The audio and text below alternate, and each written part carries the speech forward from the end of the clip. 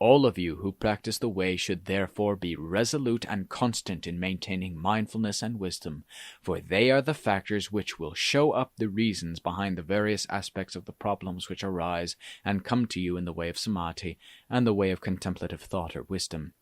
This will enable you to reveal the full meaning of these problems with all the reasons for them, and this is the way to progress in Dhamma. The kilesas with which each of these problems are permeated will also drop away and dissolve as soon as each problem is solved and dispersed. I feel that this is enough explanation about the problems and questions that should arise from the way of samadhi and panya to act as a guide to those who are interested. So I shall end here. Chapter 18. More on Behavior and Dhamma Discussions. The Dhamma conversations which occur amongst Kammatthana bhikkhus are bound to bring up various problems arising from both samadhi and panya, of a kind that involves both inseparably. This is why I have brought in some of the stories which should be thought about as examples of some of the things which some people have come across and experienced from their practice, such as the things that happened to the nun Kunmea Gao. I have only brought in those stories which are isolated cases, and not those which are long and involved, such as occurs amongst those who themselves do the practice. For each case is individual, and dependent on the inherent characteristics of each person concerned, and they differ considerably. So I have always found these Dhamma conversations to be very varied and involved, in accordance with the basic level of those concerned, who do the practice and have experienced various aspects of it, each in their own way. What is the nature of the problems which are associated with samadhi that has integrated down, and which arise at that time? Having integrated down, it stops at one of the levels of samadhi, such as karnika, momentary, upachara, close by, or apana, full attainment. When it integrates, goes down, and stops at the level of upachara, the citta goes out, contacts, and acknowledges various things. And this is the type of samadhi which tends to bring up more problems than any other type.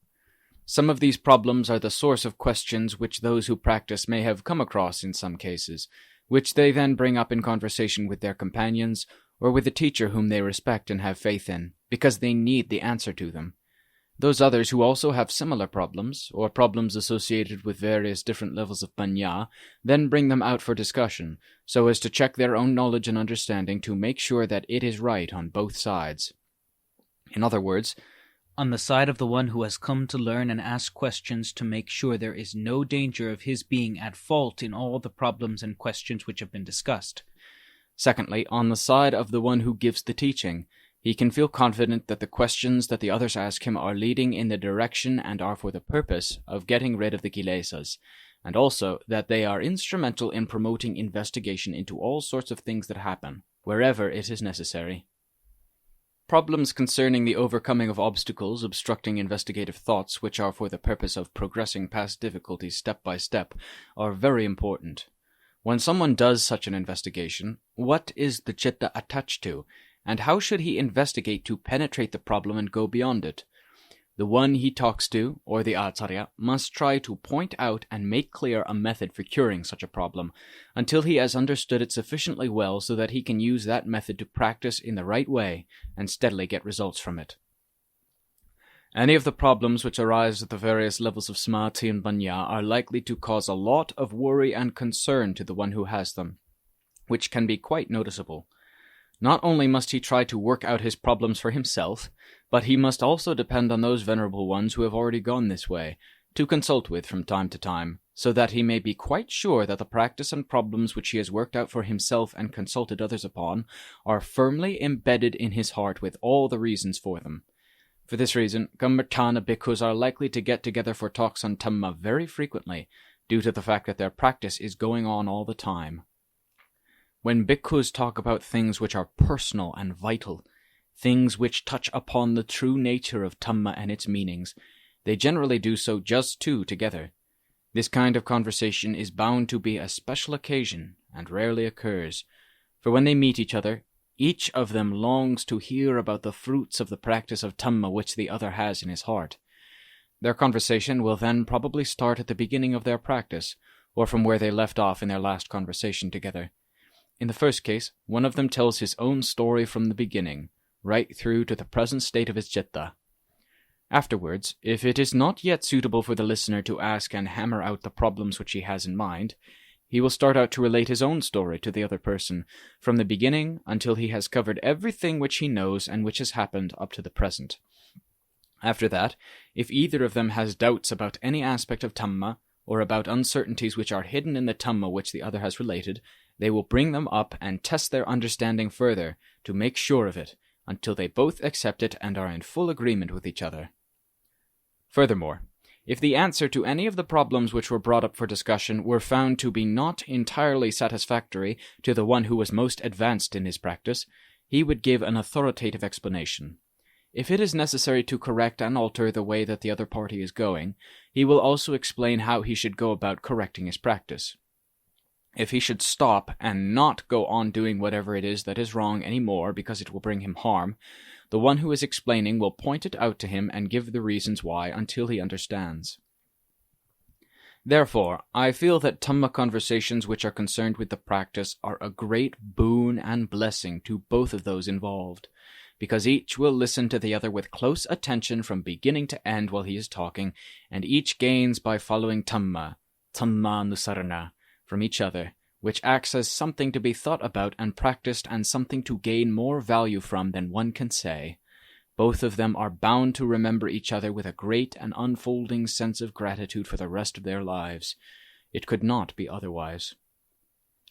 While they are discussing Dhamma together, sometimes there may be a bold and intrepid bhikkhu, such as the present writer, who creeps up secretly to listen to what they say, although he has no business to do so.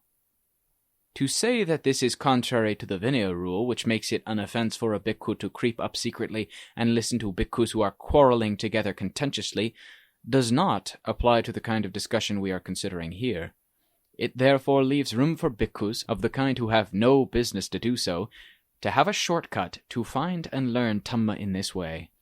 Such a time is a golden opportunity to hear Dhamma which is pure gold, for both of those who take part in the discussion, as well as for anyone who creeps up secretly to listen.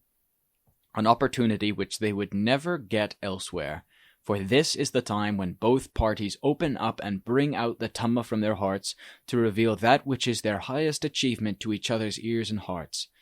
Those who creep up and listen to them also enjoy stealing the Dhamma that overflows from them, so that it can become their own highest achievement in the future. It seems that there have been very few sages of the kind who steal Dhamma in the history of Buddhism, but there must have been some in all ages from the time of the Buddha up to the present day, and especially amongst those who practice the way, because what they hear is something which is very difficult and rare to come across in the usual Buddhist meetings that take place in many places. This type of Dhamma is truly not for such meetings, and not the kind which should be brought out in public, for it is the personal Dhamma which dwells just within each individual, and which can only be brought out when the right occasion for a discussion, at the right place and time, and with the right people who inspire confidence, arises. A Dhamma conversation between those whose cittas and Dhamma are at a high level can take several hours before each one finishes talking, because it involves their methods of practice, their places for doing the practice, and the overcoming and curing each one of their problems, of which each of them has had many, and the Dhamma which they understand at each level after they have managed to cure each important problem is a long story, and so involved and profound as to be beyond a full explanation of what happened to the citta, even though it is so important. It takes a long time, for each of them has to put all the essential facts of what happened to him in his explanation, which makes it both lengthy and involved. This is necessary, because it is essential for them to relate all the crucial points in full, so that the other party may understand and assess whether the reasons given are sufficient and valid, or contradictory in any way. This in turn comes from the fact that the results of Dhamma at every level that arises from the practice which is done must display its causes. In other words, the way in which one acts determines the way one goes. Therefore, a Dhamma discussion must include the causes as an inseparable pair with the results. Whichever of them knows, and whichever tells his story, they are bound to bring in the causes, which are the ways of behavior and practice as confirmation, and the results which arose must display a conformity with those causes.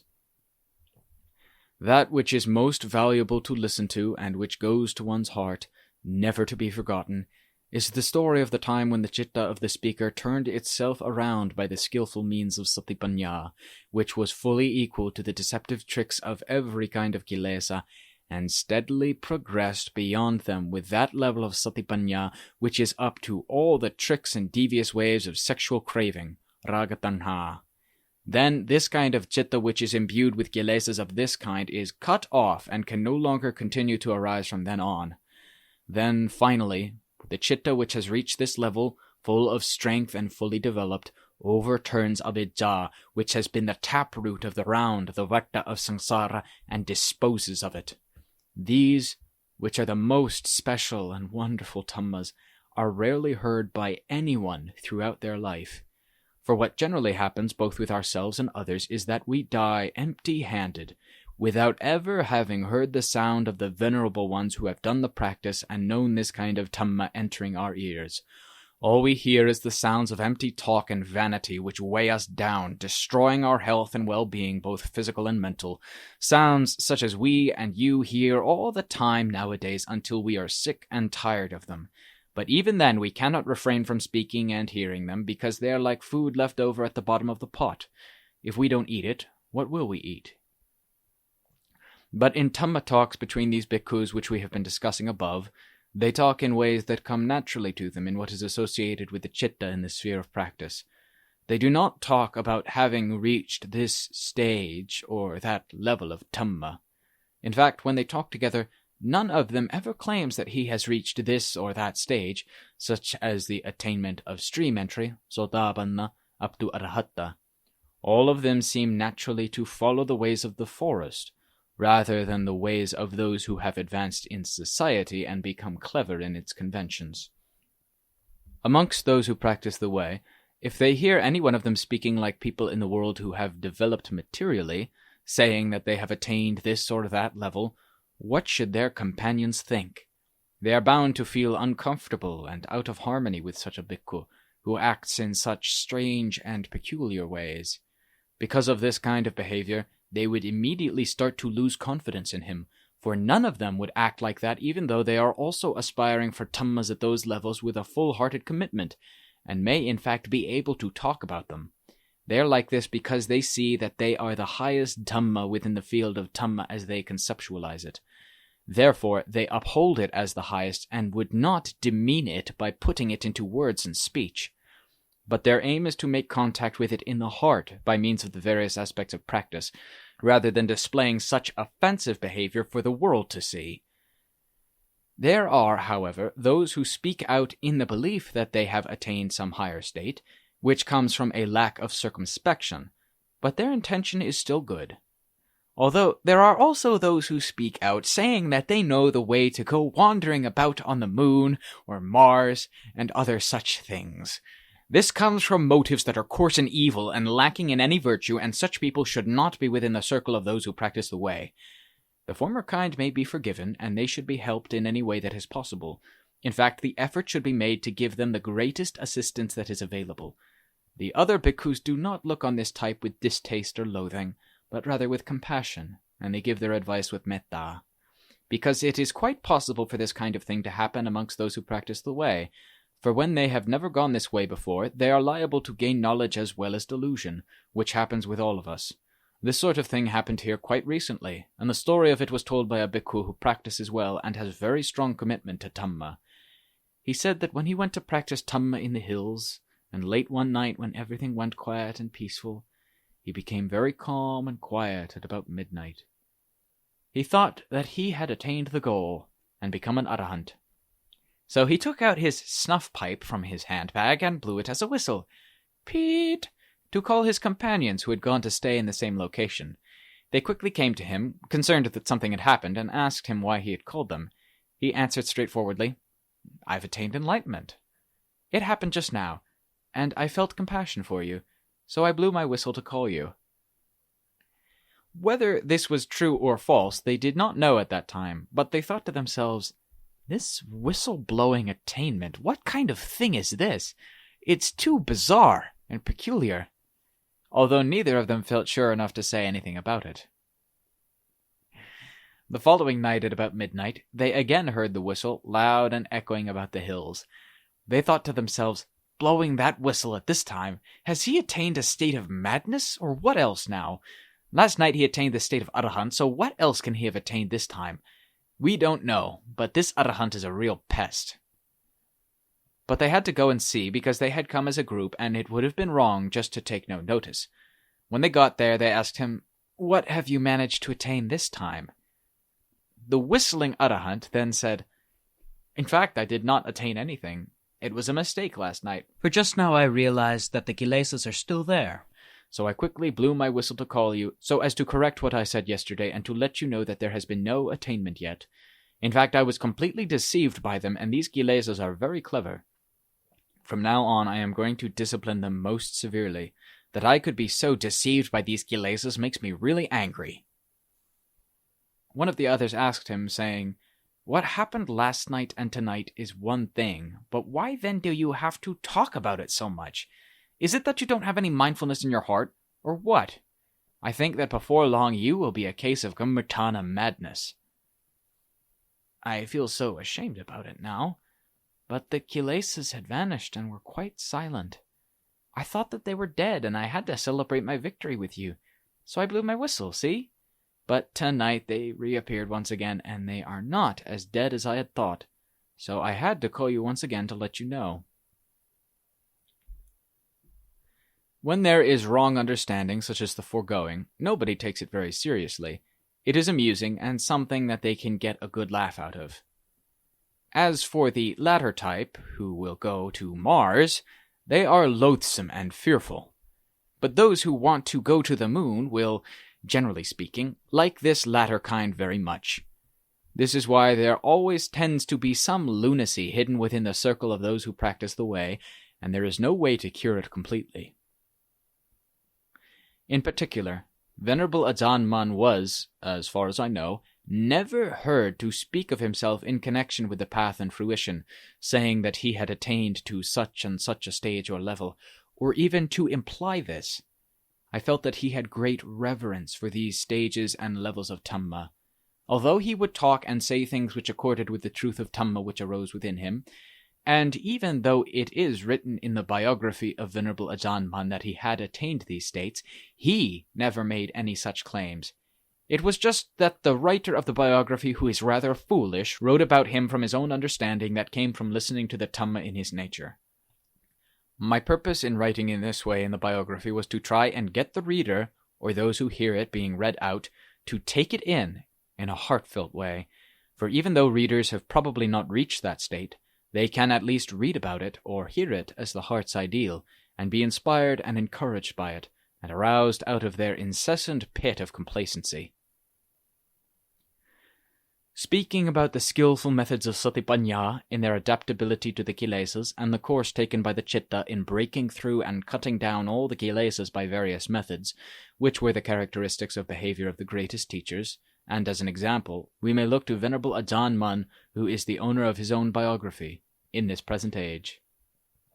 I cannot find any fault or flaw in him, but he was never heard to say such things as, "I have gone beyond this stage or that level of Dhamma," because the skill and perspicacity of those who establish the patterns of behavior in this modern world do not display outwardly such things, as would be unseemly and would tarnish the good reputation of the Dhamma and Vinaya, the two things which represent the original teacher, the Sasada.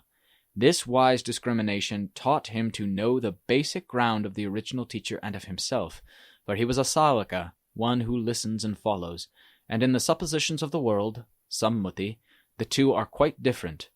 For a while he himself was still within Sammuti, being still associated with the elements and groups, Dhatu Kanta, which make up a person.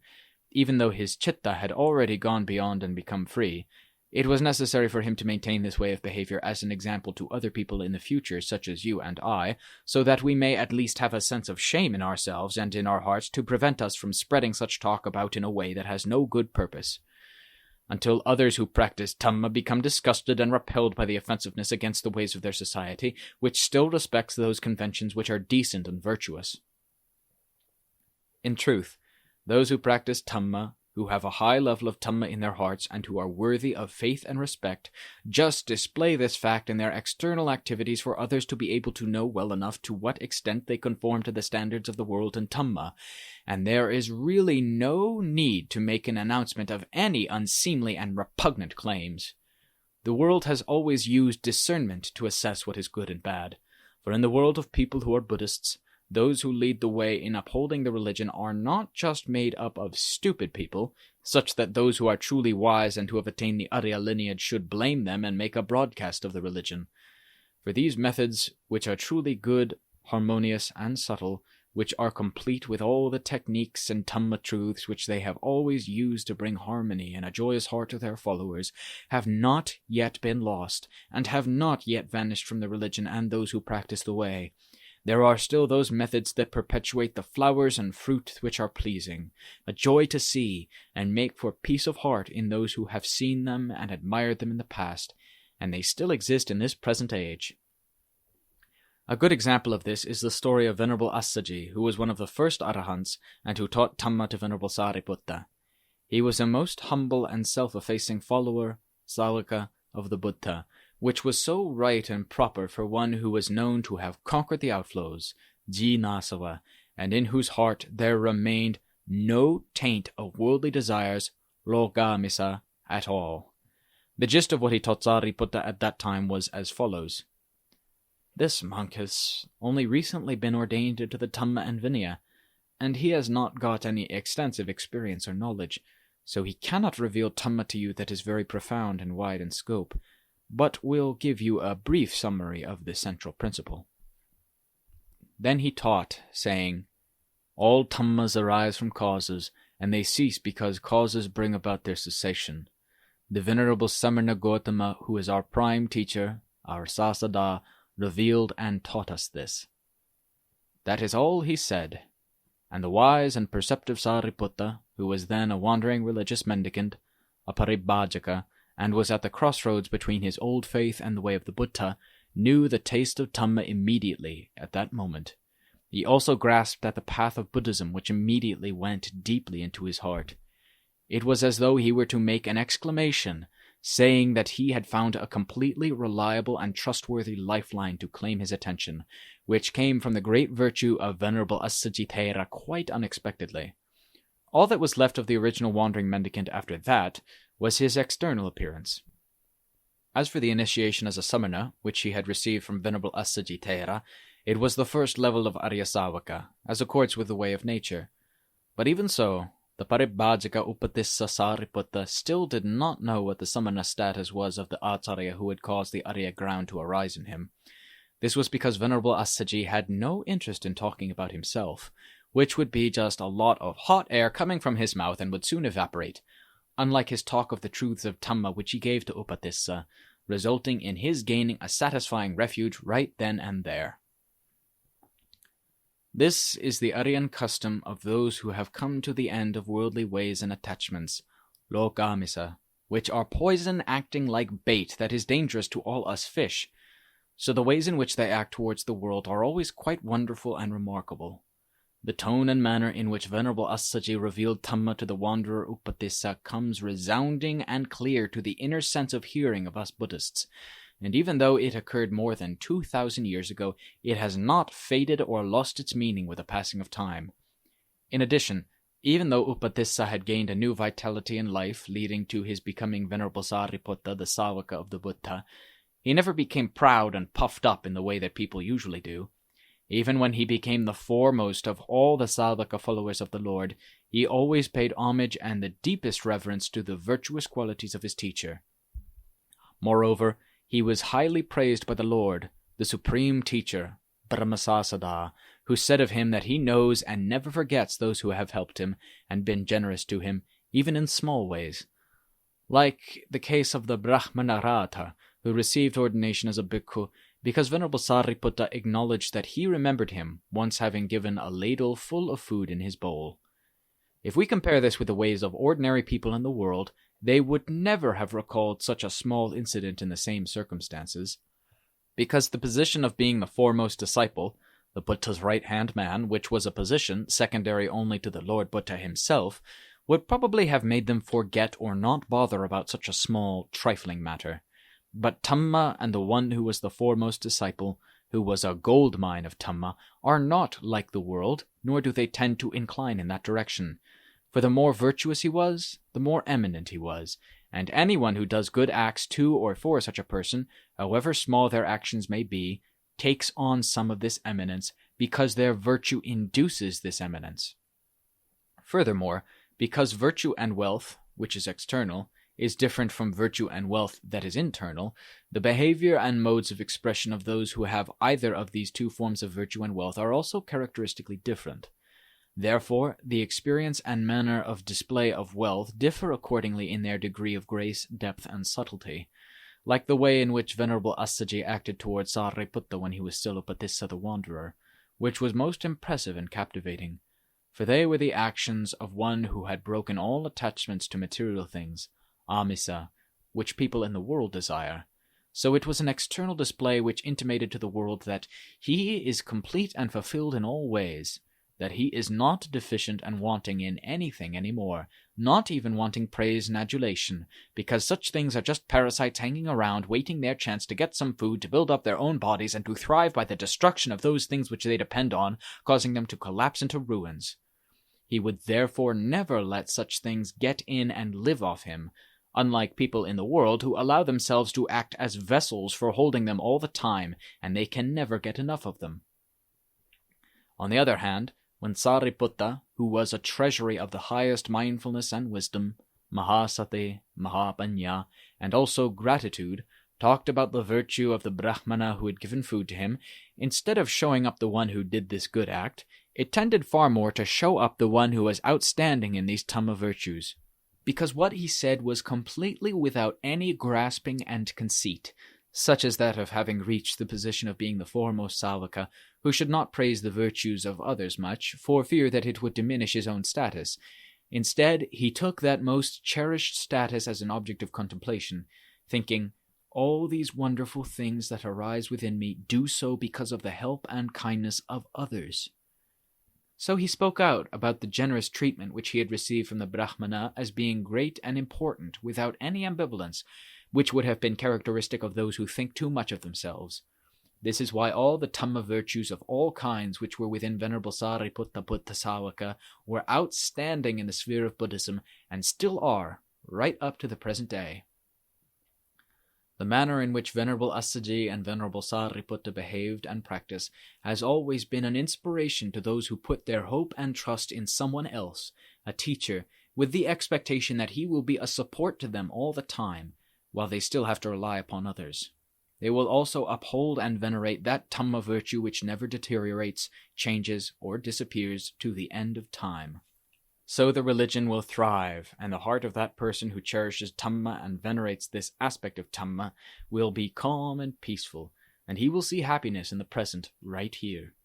Venerable Ajaan very clearly displayed this type of behavior, which can be seen in the way he always spoke about and upheld the virtue and value of Venerable Ajaan Sao, for he used to recall the time when he was first ordained and began to practice the way, and how he depended on him constantly. It was Venerable Ajaan Sao who trained him in everything connected with the manner of living, the forms of behavior that are appropriate for a bhikkhu, and the meditation practice, the pāvana.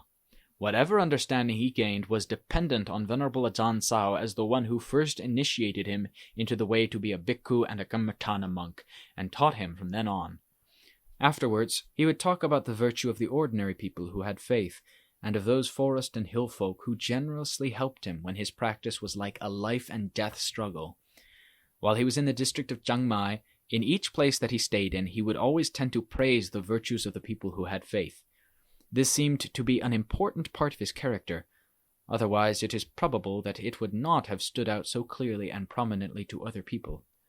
The foregoing section has been an explanation of the way that kammatthana bhikkhus who have an essential understanding of Dhamma and various associated questions, which accord with each one's level of attainment and character, come together to discuss them and talk Dhamma.